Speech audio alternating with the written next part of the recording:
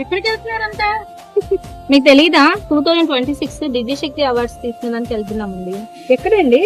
రాజమండ్రిలో కాటేరులో వెంకటాద్రి గార్డెన్స్. మరి ఇంకెందుకు ఆలస్యం, మేము కూడా జాయిన్ అవుతాం.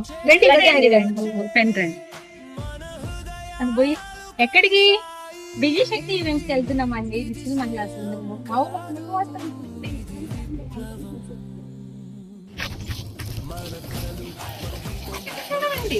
మీరు కూడా రావాలనుకుంటున్నారా మన డిజిటల్ మహిళ దివ్య శక్తి ఈవెంట్ కి?